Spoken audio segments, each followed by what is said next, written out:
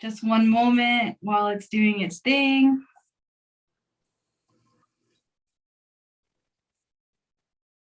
Almost done. Okay. Coming back to you, 1 second. And we're officially live. Good evening, everyone. I'm Louis Marinucci, also known as Mermaid Adventure Philly.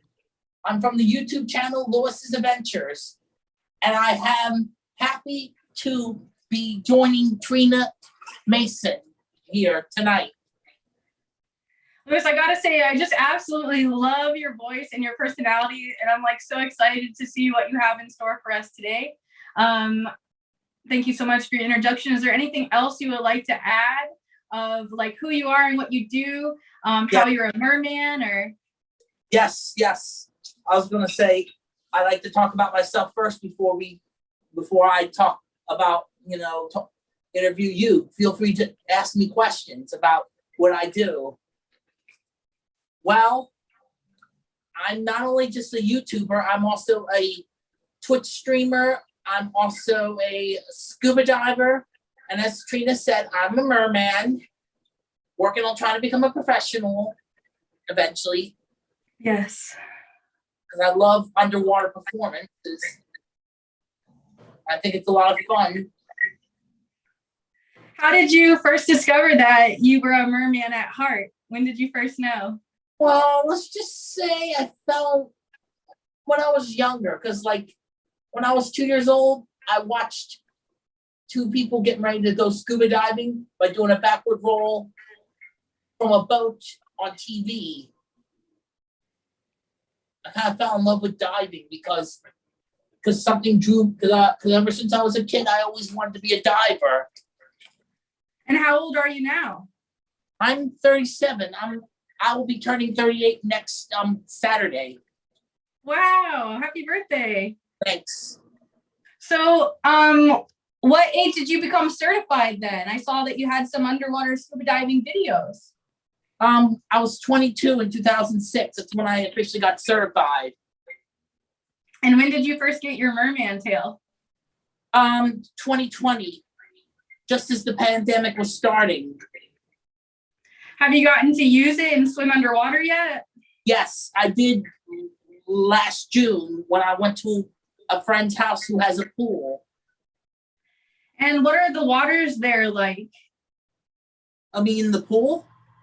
Or just anywhere that you've gotten to go into the water? Like, are you diving there in Philly or?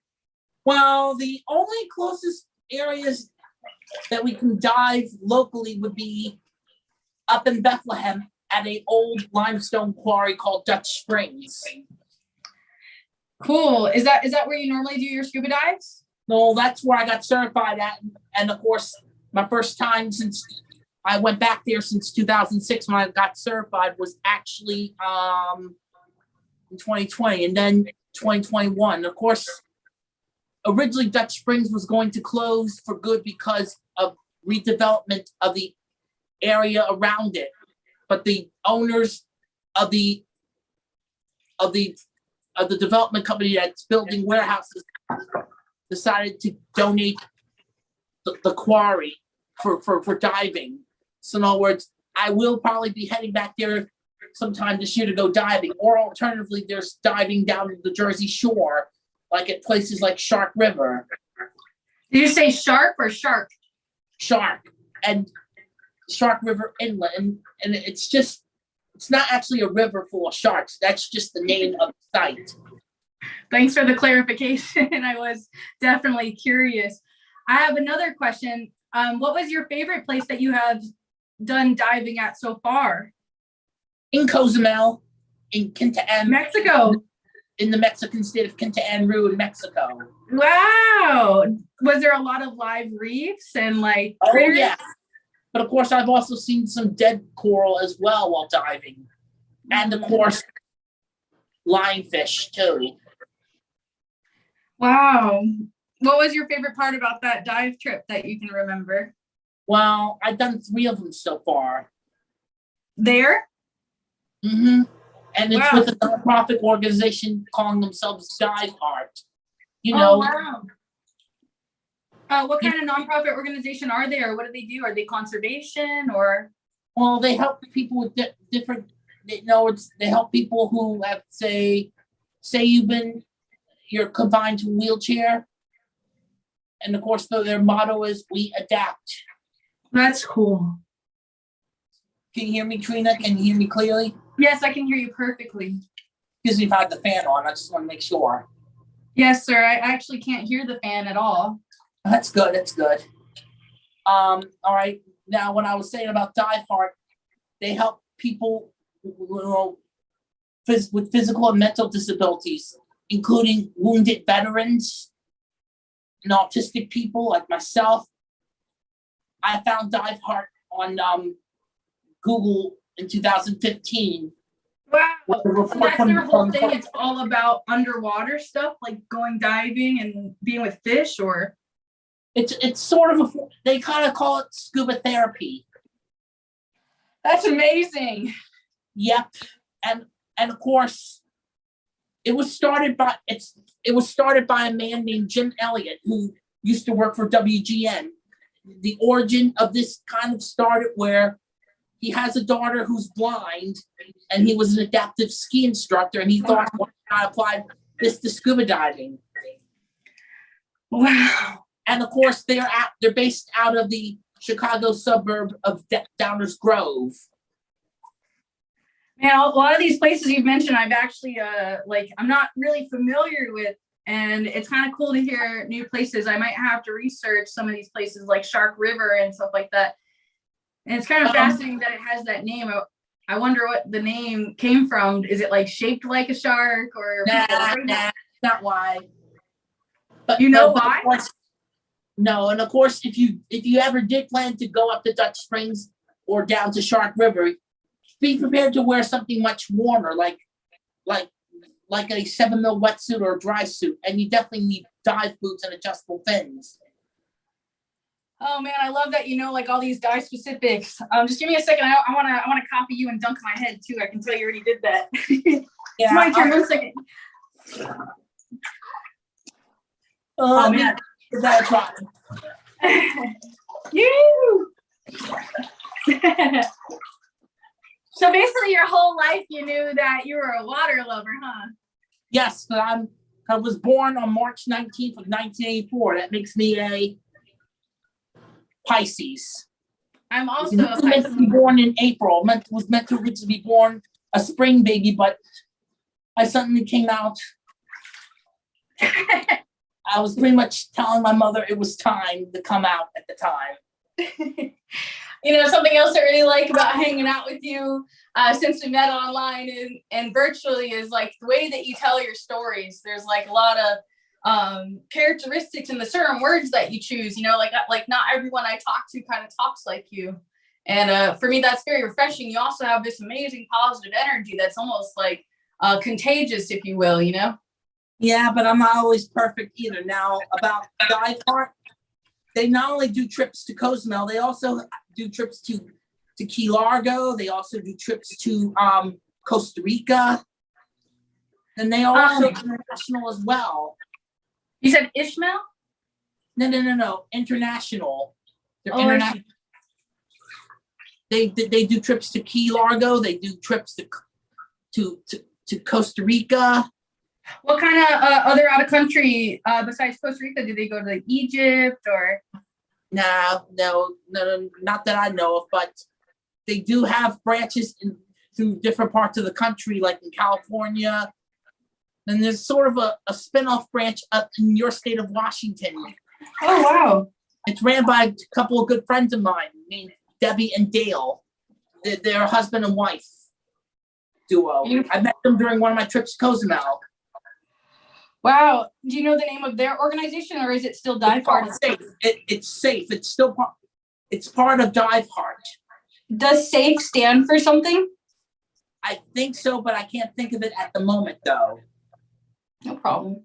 It is an offshoot of Dive Heart, and they do apply Dive Heart's adaptive diving principles.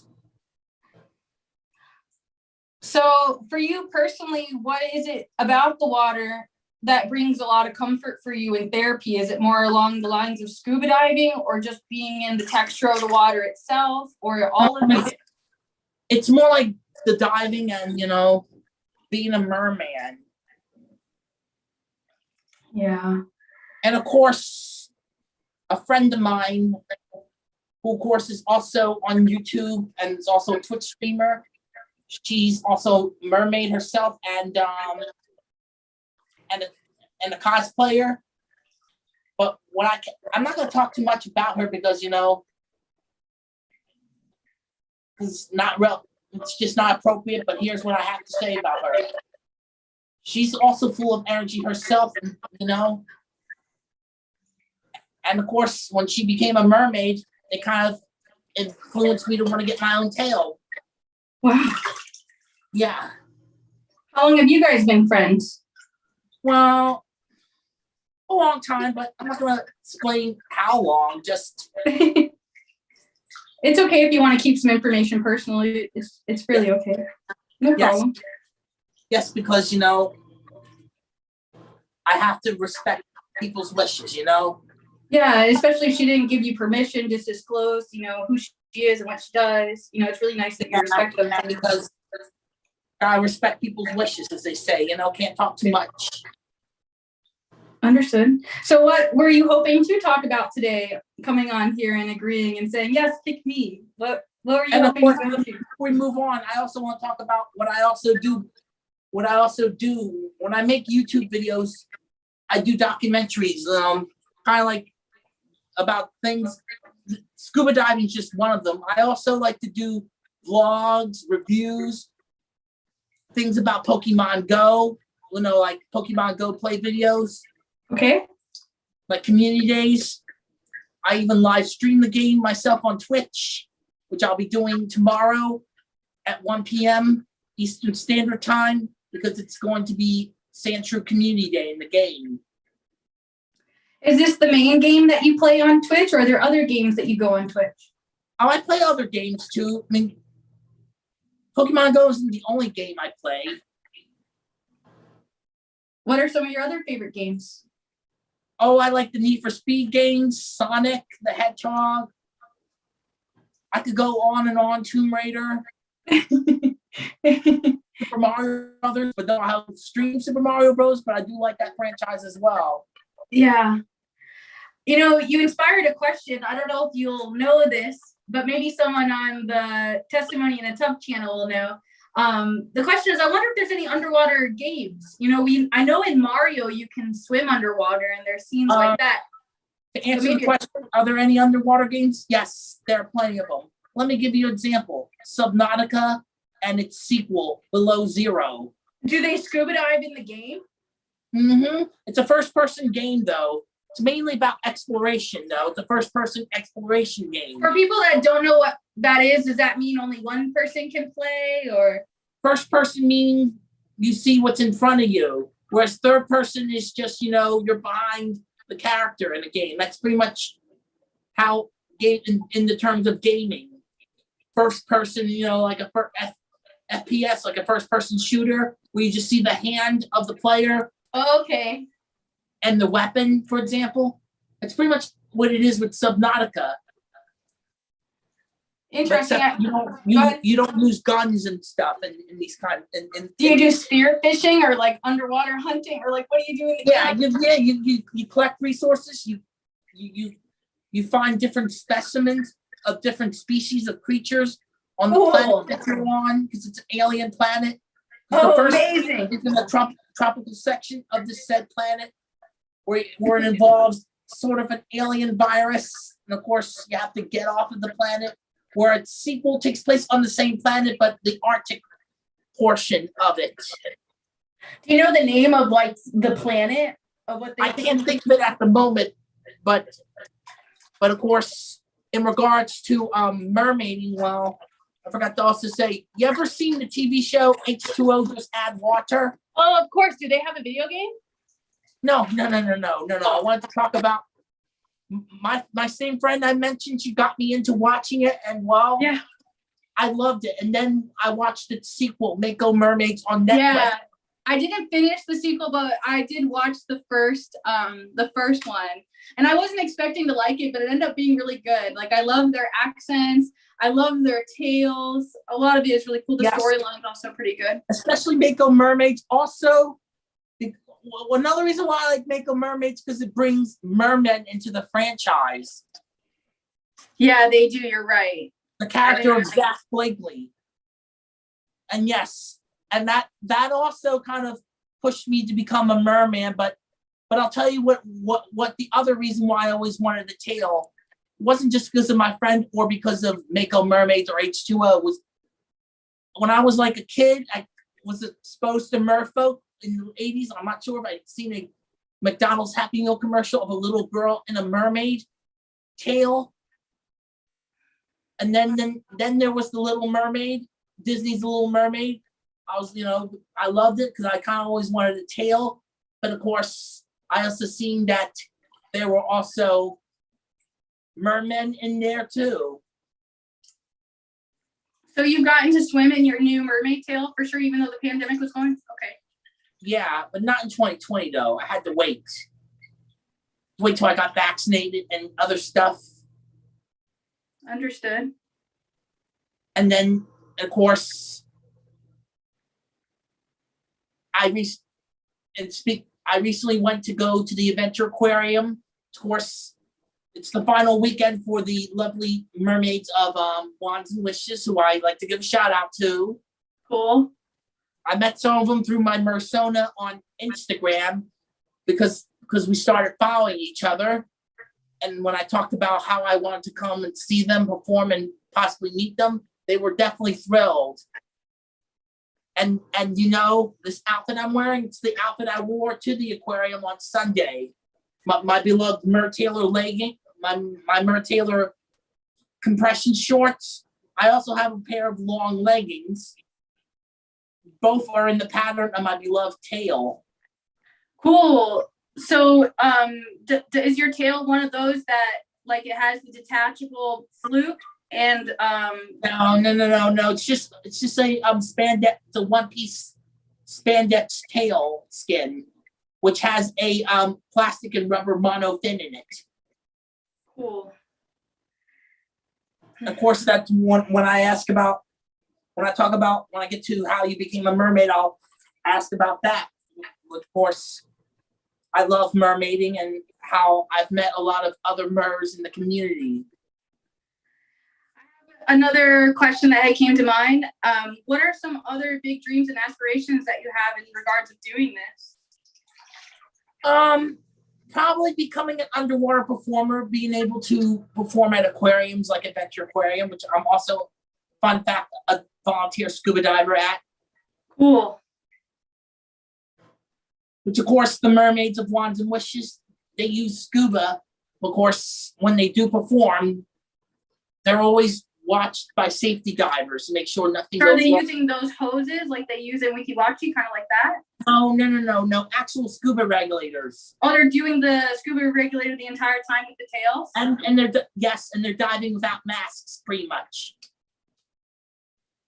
Wow. So is it like a hookah instead, or they got the tank on the back? And there's no tank in the back. The tank is present, but I think it's hidden. It's mainly the safety divers that pretty much, handle everything. If you're wondering what it's like at the aquarium, the water, it's like cold. And of course, it would require you to wear a 5 mil wetsuit. Dude, for you personally, how are you able to tell when you need the 5 mil or the 7 mil? Like, how are you? Temperature, mainly based on the temperature. Can you tell me the temperature difference that you have in your head so I can try to learn too? I'm not sure. Maybe in the 60s for the aquarium. Maybe the 50s or 60s in the aquarium and up at Dutch Springs, especially when at Dutch, the deeper you go, the colder it gets. Wow. So the 60 degrees is the one you would suggest, the 5 mil or the 7 mil? If you're planning to go down, especially, and of course, yeah, I would say probably, well, for the Adventure Aquarium, 5 mils recommended. for Dutch, either the 7 mil or the dry suit. Yeah, I just recently learned about the dry suits and I've been considering them. That must be interesting. I don't know if I would really like that because you don't ever really get wet, right? Just your head would get wet. Well, you technically do get wet, but at the same time, you're dry as well. It's just, I think it's mainly just the exterior of the suit, and you also wear a hood and gloves too.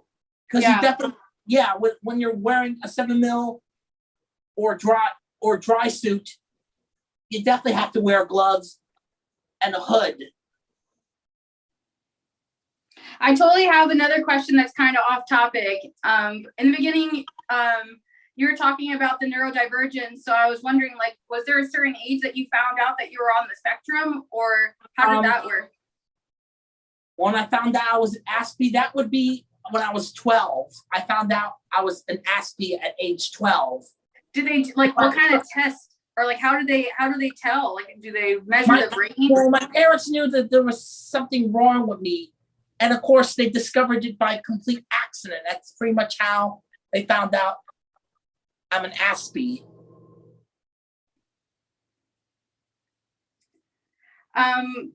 What would you say that Aspie is different from autism, in your opinion? It's the same thing. It's still the same thing. It's been reclassified as mild autism. So Aspie would be someone more what they call as high functioning? Sort of, but I'd rather not use I kind of don't like the term high functioning, low functioning, only because, it can be offensive to some, though. I'm not saying that it is to me. No, I agree. I've met a lot of other people who do feel that way, and they don't like those terms. And maybe that's why neurodivergence is kind of a term that's kind of popping up more online instead of like spectrum stuff. Because I find it interesting that like people's sexuality and like brain chemistry, like both of those identify as like a spectrum thing. And and now I'm going to jump on to since you brought up neurodivergence, the next part I'm going to say is, if you notice my my current channel logo, it has the rainbow infinity, which of course represents autism and neurodivergence. Cool. It also has the Pokemon Unown in the letters L and A, which stand for my channel's name, Lewis's Adventures. That's pretty cool and clever. Did you draw that yourself, or did you have a friend put it together? Or? Well, I kind of found a stock rainbow infinity sign online and Unown pictures of the Unown alphabet from the Pokemon franchise, which of course Unown is a Pokemon that was first introduced in the second generation of the games Gold, Silver, and Crystal, and their respective remakes from Gen 4. Something I noticed, like a lot of people that are on the spectrum, like we get kind of obsessive about different topics. Have you kind of noticed that like some people get really into cars and really being underwater? Now, of course, but I also want to continue about the history of my channel logo. Originally, it was made based on part of an intro I use for my main documentaries that I make using iMovie on my iPhone. Ooh. And then the second version was made using the puzzle pieces, which of course some people think that is the main symbol of autism representation, but of course I later discovered people are easily get offended by that, and especially because of controversies involving Autism Speaks. Could you go a little bit into that? Like, why is the puzzle piece offensive? Well, it's because a lot of autistic people just don't like it and they find it very offensive, Well, what does the puzzle piece represent? Does it mean that the missing piece, or like, what does it mean? It's supposedly meant to be that, but the other reason why I bring up Autism Speaks, only because a lot of people don't realize that, because people who on the spectrum aren't helped by that organization. I appreciate you sharing this verbally, because when I was first like studying this stuff and other people were saying that, it might be worth it for me to study like the, I don't even know what to call it, like symptoms or conditions of like a female autistic and how it's like different or something like that. But I didn't know that the infinity symbol was a symbol of that. I only knew it was the puzzle piece So when I made the autism tail, I put the puzzle piece, and yeah, at the time, all I thought of it is like the missing piece or like the missing link, like something silly like that. You don't I know thought that. It's all right. That's okay. I totally understand. Is there anything else you'd like to share before you I'll switch? tell you one more thing before we get on to me asking you questions. Like in regards to Dive Heart, I'm actually currently raising money to get back to Cozumel later this year in December. Cool. Isn't it going to be really cold there, or is the water going to be warm? No. It's tropical and warm there. It's always warm in Cozumel all year round. Dude. I did have one cheesy question too about that. Like, since you brought it back up, my question was like, so you're my friend and you're part of the Dive Heart Association. So if I was to go there to Cozumel that same time you're there, would they let me go on the boat and join you if I paid for my own stuff? Yeah. You just have to sign up for the trip and all. I'll definitely give you the information about that. And of course, if you want to be a adaptive buddy, you can also go to their website, diveheart.org. And then, like, if I do that, that means I'll be like an assistant diver to someone else that has Yes. developmental disabilities. Oh, wow. Developmental disability, physical disability. And Oh my God. Well, and I wanted to tell you, forgot to tell you earlier about now when it comes to adaptive divers, especially those in wheelchairs, wheelchair users, as yes. Jim would call them, it takes a while to get them into a wetsuit. Yeah. That was my To question. help them get it, because I have audited training and seen how it's done. And of course, if you're a blind diver, they will, if you're pretty much not able to move on your own or you're blind, you will have more than one diver on as part of your buddy team. And of course, I'll tell you how they get into the water. It's a modified forward roll, except you have the wheelchair user who's a diver sit on the edge of the water of the boat, and then they're rolled into the water, and then they're caught. Of course, before they get in, their BCDs are always inflated.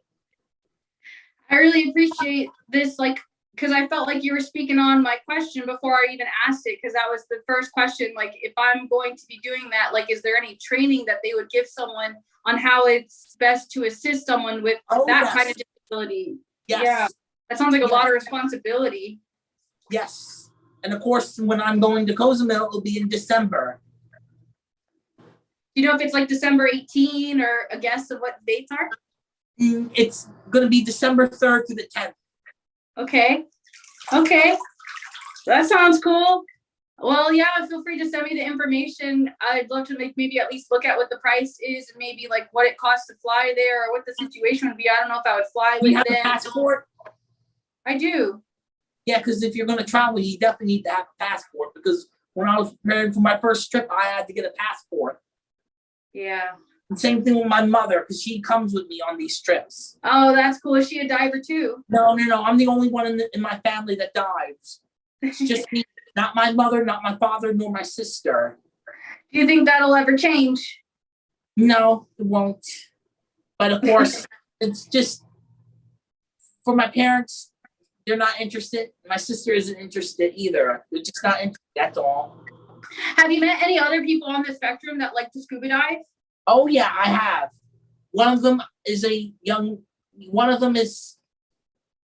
man named Nick Johnson. He comes from the Chicago area too. And fun fact, when I found the story about him and his father Glenn, that is how I found out about Dive Heart and Jim Elliott. Beautiful. And I'll definitely send you a link to that story. And then of course I met this woman on Facebook who acts as my scuba mentor. She's a woman named Wendy Crown. She got me into Dive Heart a year later after that. Wow. And of course, I also have a goal of learning how to free dive because of being a merman. Yeah, I've thought about that too recently. That's the one thing I haven't like done any training in. I have found out that like Patty Scuba Diving does actual certifications for that. I thought that was cool. Yes. So does NAUI, so does SSI. There are a lot of organizations we all can get certified. through in regards to free diving. Yes, I happen to know someone who lives in Cozumel, calls herself Jules Diver, a former free diver. She is a PADI free diving instructor, and they also. I wanted to do it, but of course I wanted to mainly focus on the trip too. Yeah. And then she also does, and then they also, PADI and all the other scuba diving agencies and the free diving agencies also offer Mermaid certification. No way. Mm-hmm. Yep. How long has that been going on? That's crazy. Well, PADI recently launched theirs. I think for now and others, quite a while. Wow. That's amazing. Yes, now I'm ready to talk to you. Okay. And of course, everyone, I'm here with the amazing Trina Mason. Of course, she's known for her underwater content as a scuba diver, a mermaid, and other amazing and cool things. Thank you, Lewis. All right, Trina, I'm going to ask you these questions. How did you become a scuba diver, and why did you and what made you want to be a diver?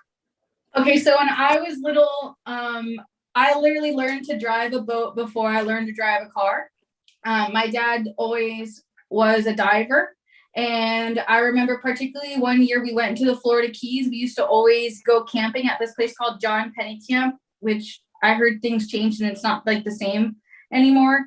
But I actually learned to scuba dive by playing around with like a little tiny baby scuba tank inside the bottom of their pool. I actually took a video of me taking like my first breath, the first time I ever did that. And then once like I got to test it out and play around a little bit in the bottom of the pool with my dad's supervision and my brother's supervision, I realized like this is what I want to do. And then I took the first part of PADI online. And like once I did the math part, which for me was kind of like the hardest, I don't know if that's like a spectrum thing or I don't really know, but just my brain had a. Yeah, I like in regards to that, it wasn't easy for me to get certified. Let me tell you this. Yeah. Because in 2006, I tried to get certified through NAUI 2 times. I just couldn't pass the written test. I did go with the water skills, but just not the written test though. And yeah, I was able to learn how to do stride jump because of learning how to, giant strides, because I learned how to do it while training to become a lifeguard, which that also took me 4 times to do. But that's another. We can talk about that later. But your love for the water is just amazing how you didn't give up. You know, a lot of people would get really discouraged because they failed a couple times and you didn't let that stop you, you know? Then I went with a local dive shop. Yeah, because the dive shop I tried to get certified through that are associated with NAUI, they are called Underwater World up in Abington, up in Willow Grove, in the suburbs here in Philadelphia. But of course, then I went down to this dive shop called Blue Horizons. They used to be located down in South Philadelphia, but then they moved out to the suburbs. I did fail their written test once, but then I came back, retook it, and then I passed.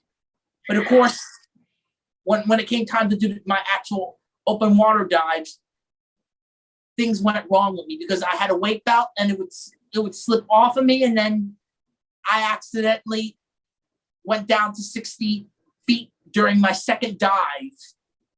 My third dive. It was actually my third dive, and I also had struggled with my water getting in my mask. Yeah, and equalizing all that, right? No, not equalizing, just the water in my mask. Oh, that part. Yeah, but I was able to still pass. But I was also still struggling with my buoyancy, my air consumption at the time, and then I stopped from there up until 2015. Took me 9 years to get back to diving because I did only 4 dives at the time. Wow. Go ahead. Which of course I went to Disney World, to Epcot in 2015. That was the first time. That was 1 year before I did my very first trip with Dive Heart. And of course, ever since I've accumulated about 123 dives, but I did have another hiatus mainly because of the pandemic though. Because when I went diving up at Dutch Springs back in the fall, what happened was, my buoyancy and my air consumption wasn't the same, mainly because being out for a year.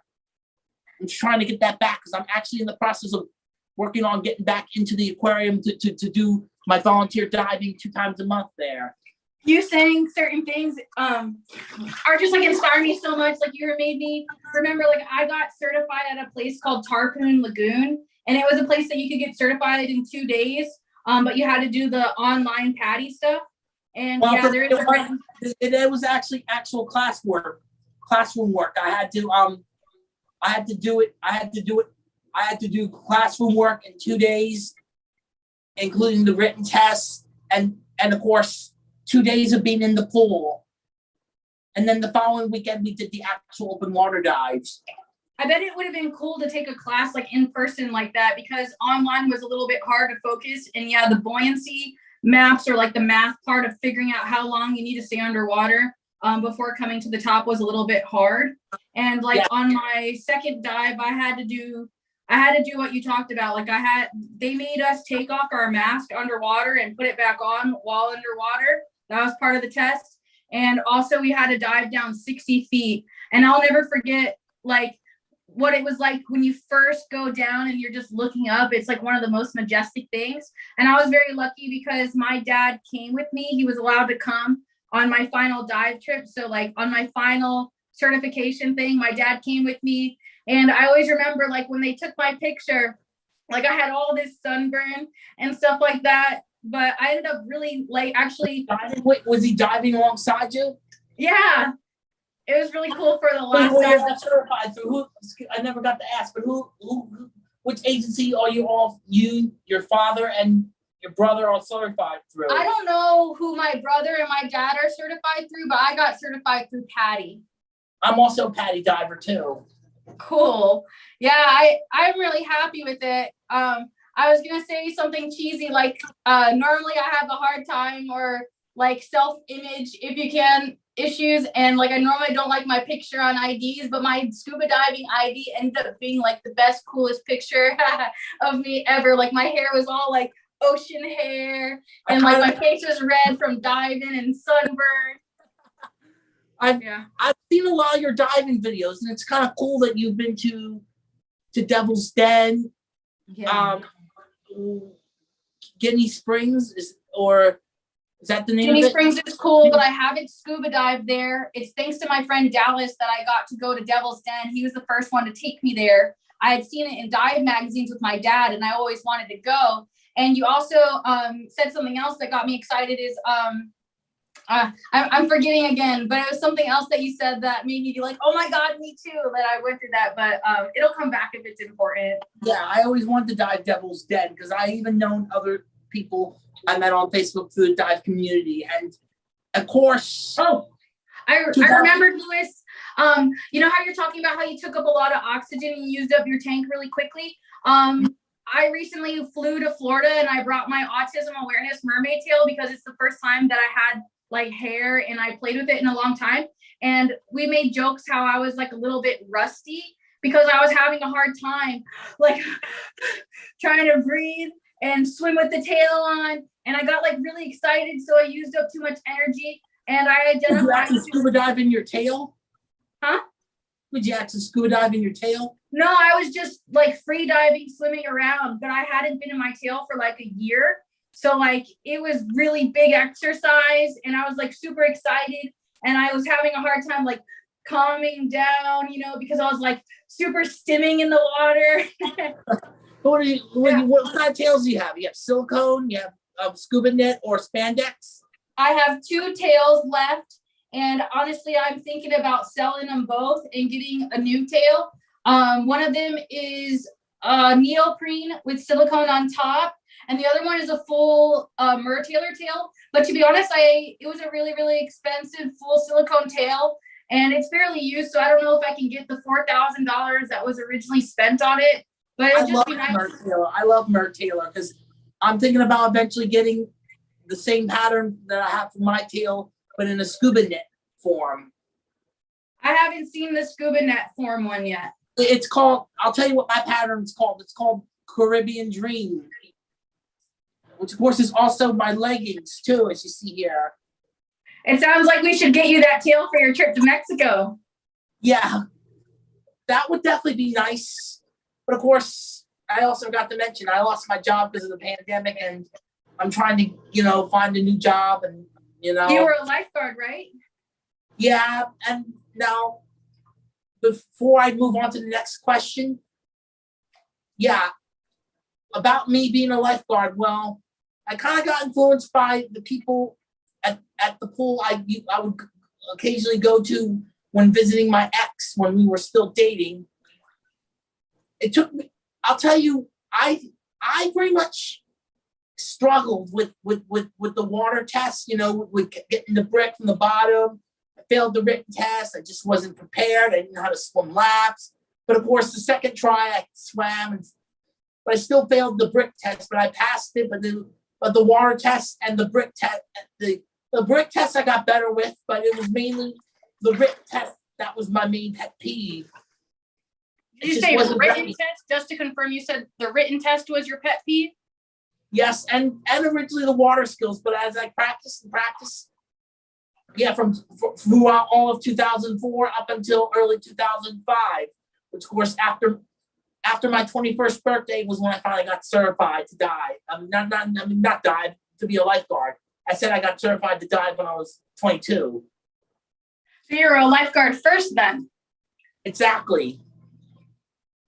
But of course, I did eventually lose my position as a lifeguard after failing to get certified through the Y's now long discontinued program, which was a crossover. And then the Y dropped that though.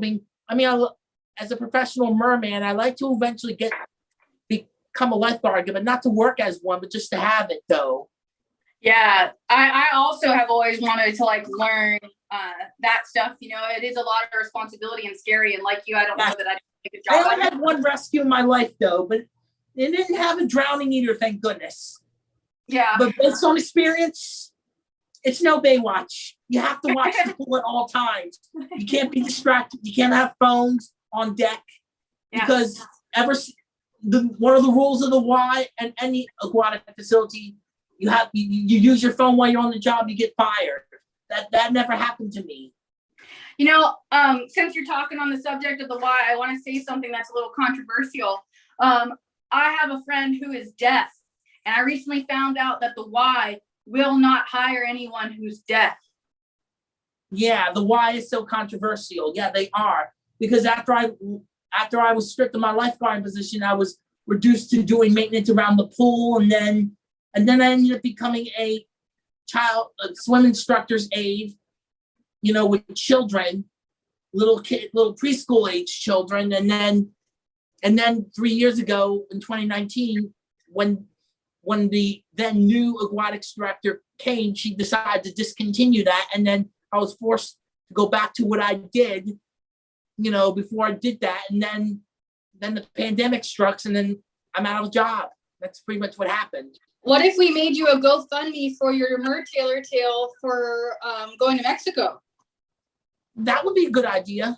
You can do that if you want, Trina. Feel free to. Yeah.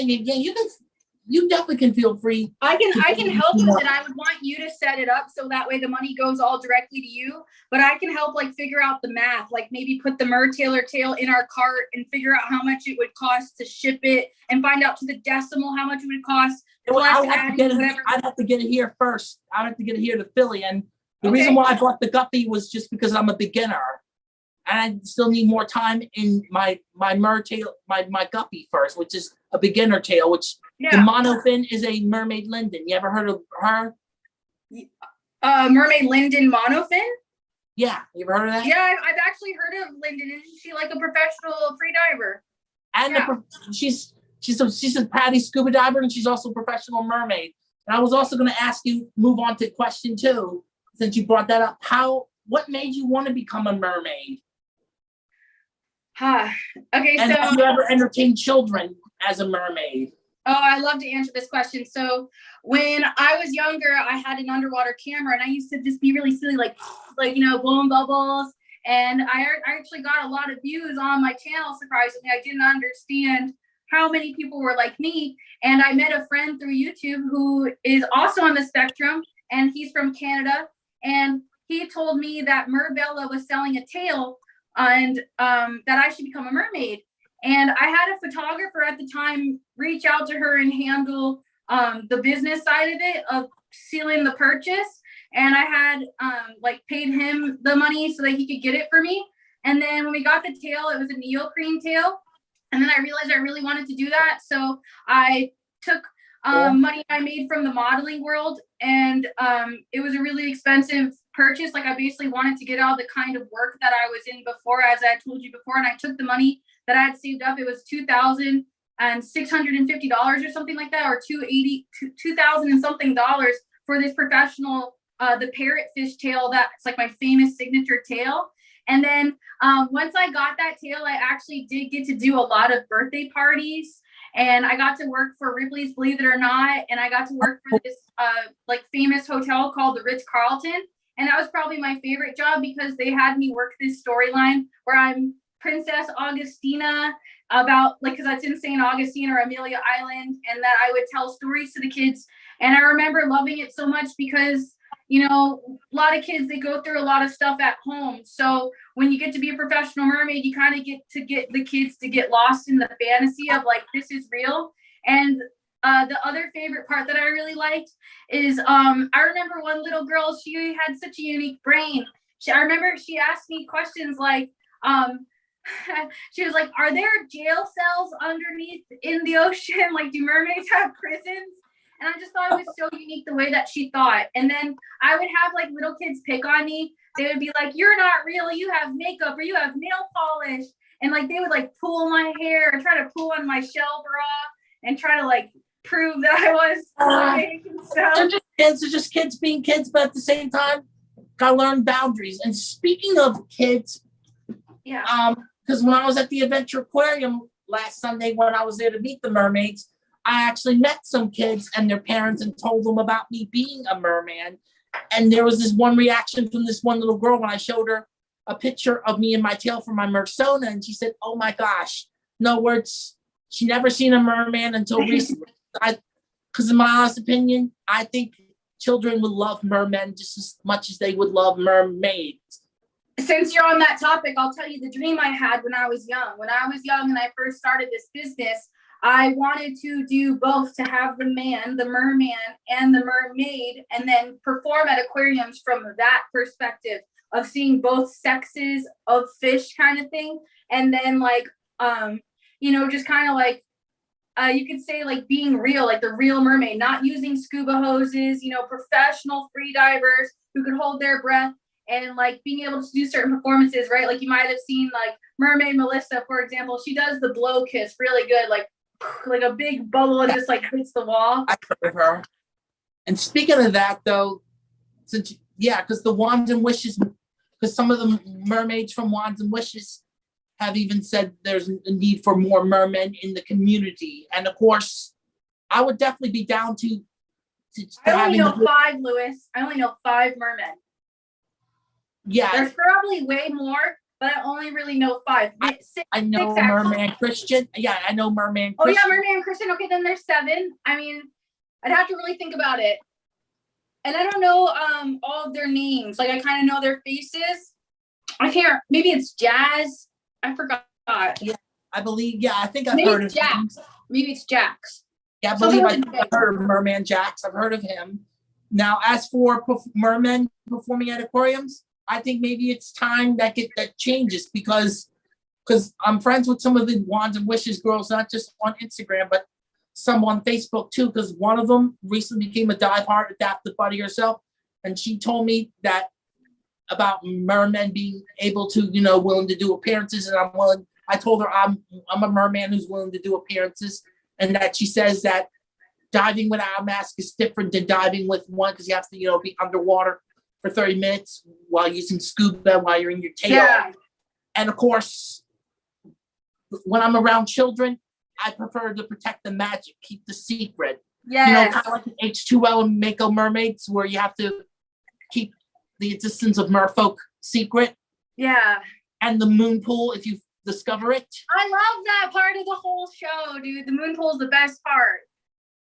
Yes. And fun fact, I even written some fan fiction. I've written one called Mako Adventure and a sequel called Mako Adventure 2, which of course features myself and my friend. Of course, I'll just call her Jessie Fredlin. That's who she is. Or she's also Mermaid Merle Opal on Instagram, and she also calls herself Kiai 94. I like that name. But our fictional counterparts in the story are named Jennifer and Mark. And yes, the fun thing about this story is I also include my autistic characteristics to my fictional character. Cool. We're the main protagonists, and we do interact with every single H2O and Mako Mermaid's character in my crossover. And of course, one of my powers is the ability to teleport anywhere. And then eventually, I've written these fan fictions on Wattpad. I've never heard of that before. Yeah, Jessie introduced me to that. Yeah, it's a great place for wanting to publish books and get paid, or just writing fun fan fictions. So it's a place where you can see the things that you've written. It's like public. Yeah, public. I'll send you the link to that later. And of course, anyone can join. Anyone can sign up. And of course, one of the sequel, Mako Adventure 2, which of course takes place shortly after the first story, the secret of merfolk, it no longer has to be kept a secret, because merfolk and normal plant people can interact with each other and live in harmony, but though there's some discrimination too. And some of the locations I include in both stories include, though the majority of the story is set in mainly Australia, like in both shows, some chapters are set here in my hometown of Philadelphia, Pennsylvania. Others are set in China, which of course there is an Eastern pod. That's just a brief trip to China. Okinawa, the Izu Islands in Japan is also mentioned. Of course, those are just some of the places we go to. And of course, are you into sports, Trina? Only like professional wrestling, and other than that, not baseball, because some famous baseball players are in my story too. Cool. One of them is Bryce Harper, who used to be with the Washington Nationals and now with the Phillies. He and his family become merfolk after accidentally getting into the moon pool, and then and of course, and then there's former baseball player Hunter Pence, who's secretly a wizard. Have you ever seen the movie Stranger Than Fiction? No, I haven't. But of course, the creators of H2O and Mako Mermaids also created this show called The Bureau of Magical Things, which of course, merfolk also do appear in there, but they don't have as much of a huge significance as they do in H2O or Mako Mermaids. I kind of like how you talked about the discrimination part. That's something that I kind of grew to kind of like, that they actually include that part of the psychology. Like, I was watching this TV show called honestly Airbender, like the new one with Korra. I don't know if you got into that, but you mean the sequel to Avatar: The Last Airbender? Yeah, the one with his granddaughter. I'm not too much into Avatar: The Last Airbender or Korra. I love The Last Airbender, so I tried to watch the next one. But what I was gonna say about the show is they also do the discrimination thing in there, like benders versus like humans, and how they're like kind of hating on all the benders. So I can only imagine what the mermaid one was like. That's the only way that I could compare it to. Because some of the main antagonists in my story aren't just taken from the H2O and Mako Mermaids franchises. Some of the antagonists are based on people from my own, from real life, who kind of are bullies. Of course, I'll get into the subject of talking about bullying later. Louis, just so you know, my phone just gave me a 20% warning. So if you have any other questions or anything you'd like to add into this call, yes, let's of course, I'm gonna. on that Okay, before I die. Okay, the last question is, how did you become a wrestler? Woo! So when I was like 16 years old, I shaved my head into a mohawk, and I had gone. Say one more time. I've seen that on your profiles. Yeah, I was really into punk rock music, and I had a friend at the time who had a mohawk, and I always said that if I didn't have a boyfriend that I would do it. And one day, me and that guy broke up and ended up getting a mohawk, but I ended up getting a mohawk, and I went to a wrestling show, and the owner of the company, Pro Wrestling Fusion, he asked me to hold up some cards and to be a ring girl. And he told me that I was meant to be a wrestler and that I have the look of a wrestler and that I should take it more seriously. And at the time, like I had just met this other person who I'll call John Beaver, and John Beaver we met on the 4th of July, and we like play fought wrestling in the pouring rain and like this mud at this place called Central Park. And we started hanging out more and even started dating at one point. And he was into backyard wrestling. And then I was like, hey, dude, you should take this seriously and look into going to like a professional school, because he was talking about that those existed. And at the time I didn't know. And I went with him and I would watch. And when I was young, they actually wouldn't give me permission to do it because I was like 16, 17. You know, they wanted me to be 18. But I found, I found another school, though. There's this guy. He's a famous old WWE guy. His name was Rusty Brooks. And Rusty Brooks. I never heard of him. He was just like, he's what some jabronis would call a jobber. But I'll leave that kayfabe stuff out. But basically, he accepted me at his school, Rusty Brooks School of Hard Knocks. And at the time I was young, you know, I didn't drive. So I used to take the public bus, and he would pick me up at the bus stop. Yeah, I still take the bus myself. And then the rest is kind of history. I wrestled in the backyard with this guy, Matt Stardom, who ended up going on to be kind of a star himself. And he taught me sunset flip and all these things. And I ended up just absolutely loving it and continuing my training. I originally was trying to train at the CCW school, but at the time, Pablo Marquez said I was too young and wouldn't give me permission. But I think now the rules change, like a parent sign waivers and stuff. But the rest is pretty much history. And then I've been in and out, you could say, like I retired and kind of, and I came back. And but it's the mohawk that started. Huh? You retired again? Honestly, like it's really easy to hurt yourself if you're working with people that don't know what they're doing, kind of thing. Wrestling isn't for everyone. I couldn't be a wrestler even if I wanted to. I mean, because I had to give up all special needs cheer especially because of the fact there were times I did hurt myself. And speaking of backyard wrestling, because one of my friends who I knew from high school, he actually used to do backyard wrestling when he was 16. I love wrestling. Like it was so therapeutic for me to be in the ring. I like taking moves. I love giving moves. And I love there's like a history to it. And I kind of really love the classic professional wrestling. And I grew up with like a lot of like old schoolers, people that were like really, really helpful to me. Like Johnny Vandal, Craig Classic, and Jason Rance. Jason Rance is a huge reason why he owns a company called I Believe in Wrestling out in Orlando, and I trained with him for a while. And also there's another guy, he's kind of well known, Teddy Hart. He ended up taking me under his wing after an accident, you could say, that happened at the Juggalo Championship wrestling event. Yeah, that's so basically I had a match with this girl, and basically I messed up, you could say, and she got mad at me and she spit on me in the middle of the ring. And it turns out that this story was that part of the match, the story match?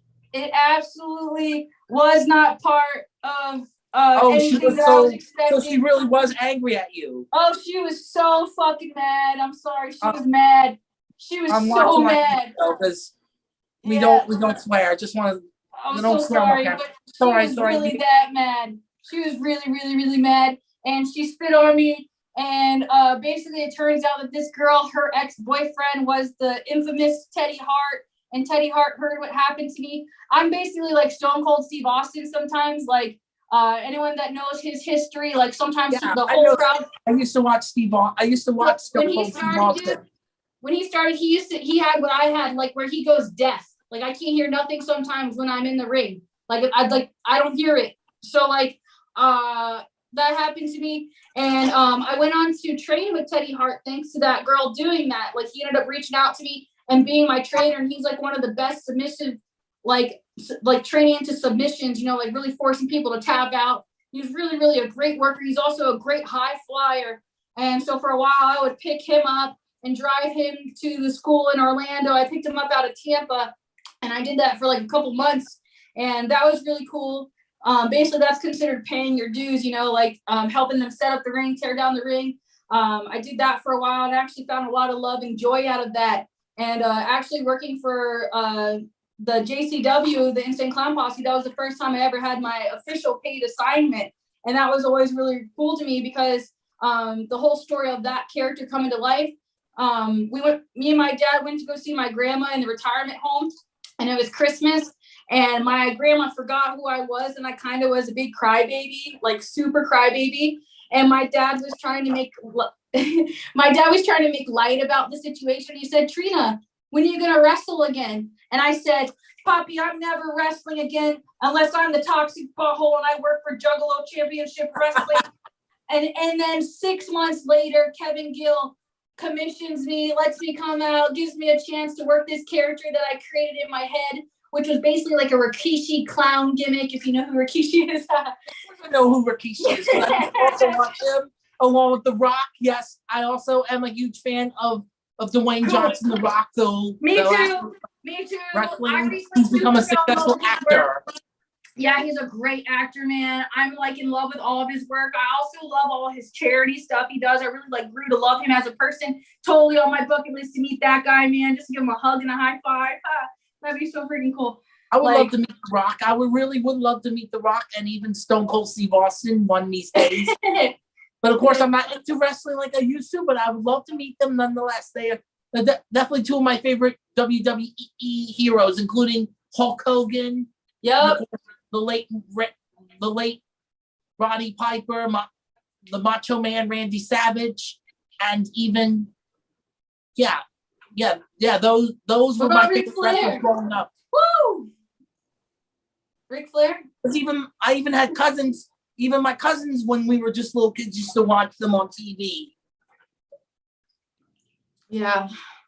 My dad and I used to watch wrestling a lot together, so it's kind of funny that when I got like, you know, old or whatever, like, because when I was 9 and 13, we would go to the shows together. And back then, they used to have like the divas and do like kind of like, you could say like bikini contests and stuff like that at the shows.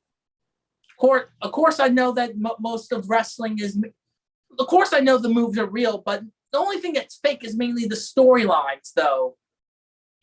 I get it because it's mainly just a character. In reality, I know that's not always. So it's not really fair for people to say that. Like, unless you've been in the business, you know, you don't really fully know like the background of things. So I don't really like when people try to say that, or like when Ronda Rousey tried to come out and act like it was this or that. You know what I mean? Like that. Like I said earlier, like there's a whole history to this form of art, you know, and maybe it's not taken so seriously anymore with the way the extreme storylines are now with like certain major brand corporations. But there's some people that keep it like the classic traditional ways, especially Japan. Japan is like known for like really being like like old school, you could say.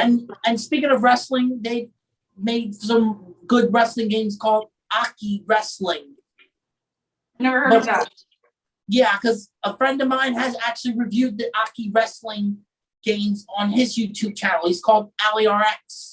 And of course, some of those games have actually come here to the United States as WCW and WWE when they were the WWF games for PlayStation and Nintendo 64.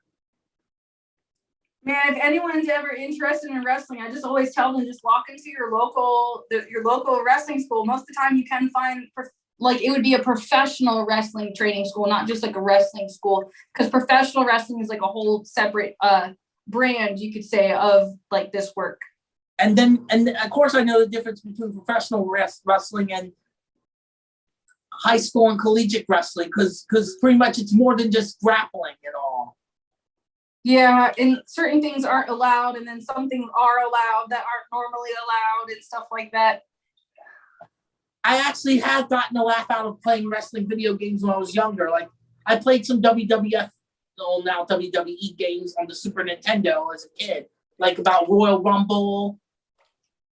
I've never played any of the games before, but I've had fans like make me into a wrestling character inside the game, and I thought that was kind of cool. Wow, that's interesting. You mean you actually had fans who have the actual WWE licensed games make a digital avatar of you? Yeah, And like that's kind of cool. Yeah, I thought that was cool. Sometimes I don't know if that's like a spectrum thing or what, but sometimes like I just don't know how to respond to that. Like part of me is like, that's cool. It's actually part of the feature where you can make a custom wrestler. You could make anyone into a wrestler. So in other words, not just you. I could make myself a wrestler in the game if I wanted to. Cool. If I played it, or I can even make other fictional characters as wrestlers, such as I would love if someone did, or even Sonic or Mario, etc. Anyone can be made into a wrestler for the WWE games. I would like it if someone made customization. I would like if someone made like my new clown character one, instead of making me like a sexy diva, like do my actual funny character, which I decided, I think I'm going to change the name because Shaggy Two Dope was doing the commentary for the wrestling ring, and he made a joke about my character, and I thought about changing my name to that instead because it would just make a lot more sense, and you could say it's a nicer name than using the Toxic B name. Yeah. Of course, that's just where we end it now, only because, you said your phone is low on power. Yes, sir. So we can end it right now. Yeah, we can do this again if you want to as well. Yeah, we can do another interview another time because there's a lot of topics I want to talk about. No problem. You just let me know. We'll schedule it just like we did this time. Okay, Lewis? Yes, because I definitely am willing to collaborate with you in the future. That'd be really nice. Don't forget to also send me a message on Facebook of the Mexico dive. Oh, yes. And of course, everyone, thank you for watching. Take care and have a good day. Thank you, guys. Bye, everyone. Ciao.